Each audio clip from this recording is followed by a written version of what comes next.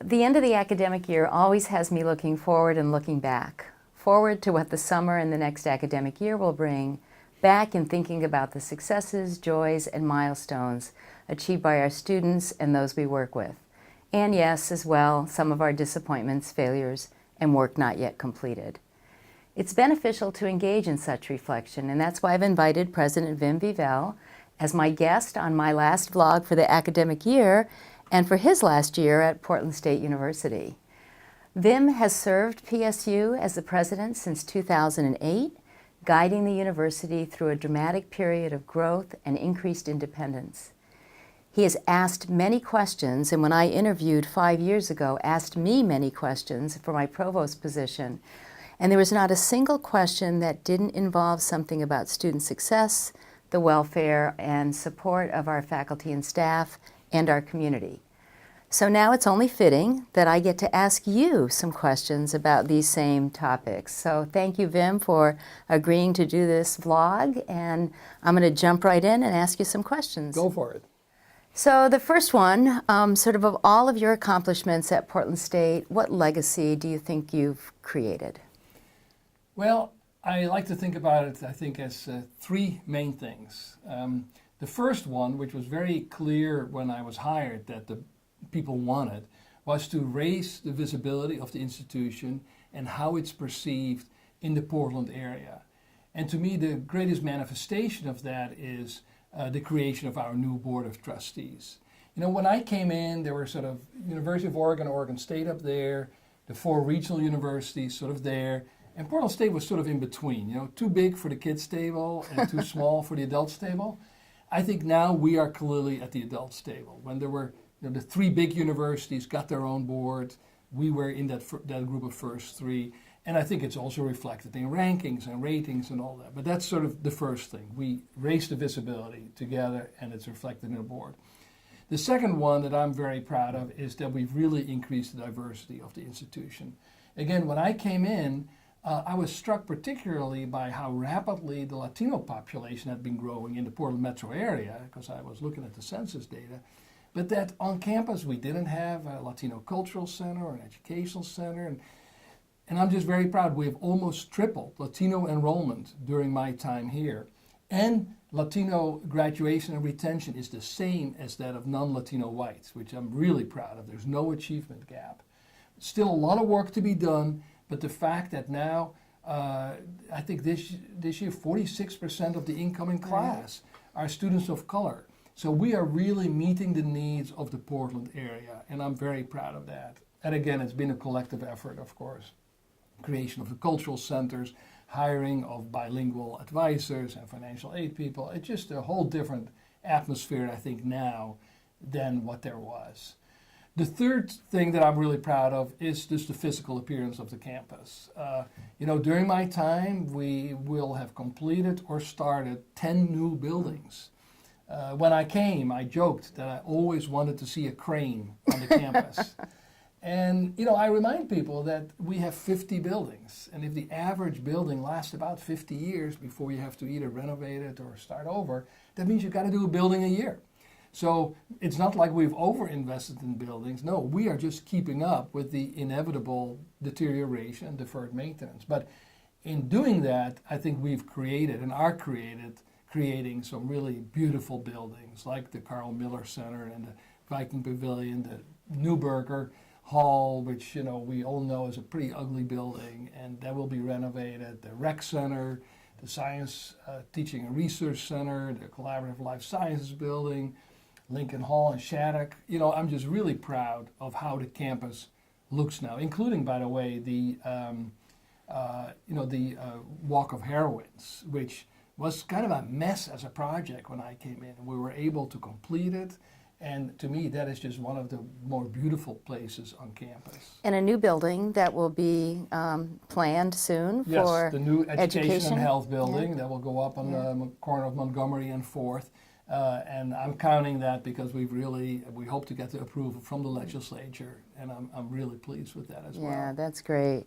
So if you had 1 or 2 things to do over again, What would they be? What would they be, and what would you do differently? Well, I would still hire you, okay? Okay, oh good. I'd still hire you.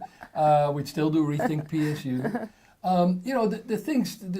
The main things that didn't go well was the union negotiations that we had with our faculty union 3 years ago. And it's a much longer discussion to see how that might have been done differently. But I'm sure that we, as the administration, could have done things differently. I'd like to think that the AUP colleagues would feel that there are things that they might have done differently.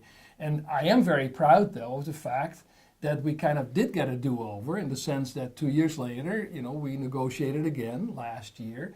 And this time we used interest-based bargaining.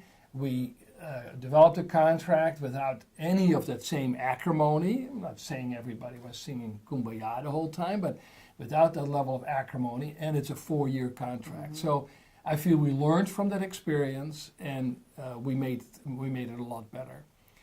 The other thing that I'm sorry didn't work out was the proposal for the business payroll tax, which would have brought $35 million a year in new funding to Portland State to provide scholarships and to hire faculty and advisors. We know we need those resources. We're still in negotiations with representatives from the business community through our Coalition for College Affordability and Success. And I'm still very hopeful that we will get additional resources out of that. But in the end, it didn't work the way I wanted. I'm still hopeful that we will get a good result out of that. Right. That was a tough battle, but a strategy that I think was rather unique for higher education. So it was, and it was partly, significantly, just the luck or the bad luck of timing. As you know, the unions proposed Measure 97 at the same time, and for like 100 times more money, $3 billion a year as opposed to our $35 million a year. But I think it gave the business community such anxiety that they just couldn't take another effort that otherwise they might have been much more supportive of. So look forward 10 years. What would you like the headline to read about PSU? Well, university presidents always have dreams. I would love to have seen a headline while I was here, and I'd love to see it any time during the next 10 years, hopefully sooner really than 10 years, is that Phil Knight makes next $500 million pledge to Portland State. As we all know, Phil Knight used to teach accounting here. He met his wife here. He's obviously been an incredibly generous philanthropist for Oregon. And I just would love to get some of that largesse directed to Portland State, because we need it so badly, and we make such a difference. Nike employs more PSU students than from any other university. In general, Portland State is the largest provider of labor force to like the 10 largest employers in the Portland metropolitan area. So I would love to see that. Other than that, I think I love to see headlines about our success in both being a research university that also provides access to a broad range of people, intellectually, and academically, economically, and of course race, ethnicity, and so on. That our mission as an institution always has been and should stay not just to pick the best and brightest. We want to be a place where the best and brightest can come and get a great education. Right. But we also want the people of more average ability, or maybe the people who've had a lot of challenges in their life, and that we know that we can do a really great job for them. So some kind of a headline that says, PSU, best urban university in the nation. I'll settle for that. Right. Yeah, I like both of those headlines. Yes. I think we should maybe alert the media that they should get ready for both of them. So I have a final question for you. So what advice are you leaving in that proverbial envelope for the incoming president of Portland State? Those are the envelopes where the first envelope says blame your predecessor, and the second one says blame the faculty, and the third one leave 3 envelopes. Right. Yes. The advice is really communicate. I mean, there's nothing original about that. But I think some of the challenges that we've had might have not gone away, but would have been lessened if we had been able to keep communication going, whether it's with faculty, with students, with the business community. Now, I'm not saying that I'm not taking all the blame here. I think communication, especially within the university, is got to be a two-way street.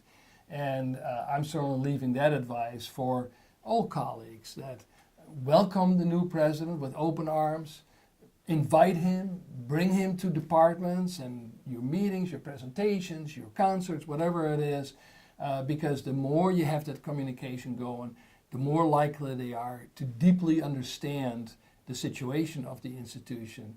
And they're coming in, as I did, absolutely in love with this place and wanting to make it the best place possible. So assume that good faith and work on that, and you will have, hopefully, a great presidency with my successor. And I'm certainly looking forward to watching that, maybe a bit from afar, but I'll be very committed, and I look forward to many more years of success for Portland State. Well, thanks. The communication thing is great advice. All of us should get that envelope.